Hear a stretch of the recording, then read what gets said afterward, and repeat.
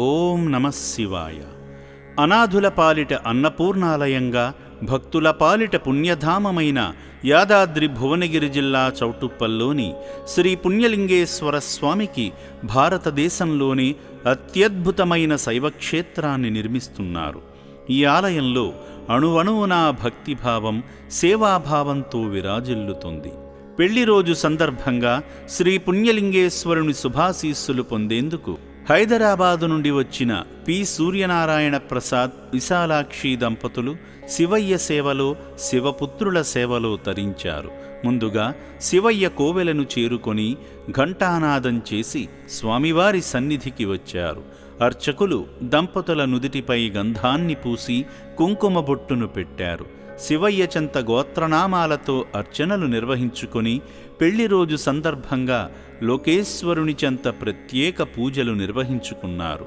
ఈ పూజా కార్యక్రమంలో భాగంగా అర్చకులు స్వామికి నీరాజనం సమర్పించి భక్తులకు హారతిని, స్వామివారి ప్రసాదాన్ని అందజేశారు. ఓం శ్రీ పుణ్యలింగేశ్వర స్వామినే నమః.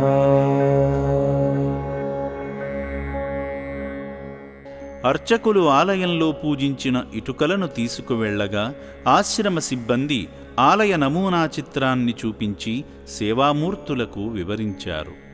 అనంతరం సేవామూర్తులను ఆశ్రమ వ్యాన్లో శివాలయ నిర్మాణ పనుల వద్దకు తీసుకువెళ్లగా గాలిగోపుర నిర్మాణానికి ఇటుకలు అందించి శంకరుని అనుగ్రహాన్ని పొందారు. ఈ సందర్భంగా అభాగ్యుల వైద్యశాలను సందర్శించి వారికి జరుగుతున్న చికిత్సా వివరాల గురించి, అనాథులకు జరిగే సేవా కార్యక్రమాల గురించి ఆశ్రమ సిబ్బంది ద్వారా తెలుసుకున్నారు.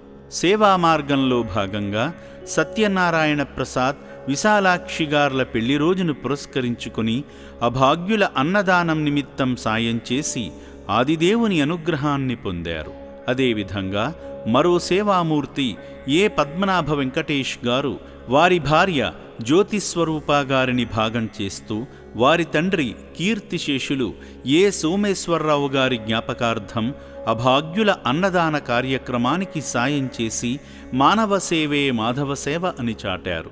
వివాహ వార్షికోత్సవం సందర్భంగా అభాగ్యులకు అండగా నిలిచిన సేవామూర్తి సత్యనారాయణ ప్రసాద్ గారి కుటుంబాన్ని, దీనులను ఆదుకున్న సేవామూర్తి పద్మనాభ వెంకటేష్ గారి కుటుంబాన్ని ఆ శివయ్య సదా రక్షించాలని శ్రీ పుణ్యలింగేశ్వర స్వామి పుణ్యక్షేత్రం కోరుకుంటుంది. ఓం శ్రీ పుణ్యలింగేశ్వర స్వామినే నమః.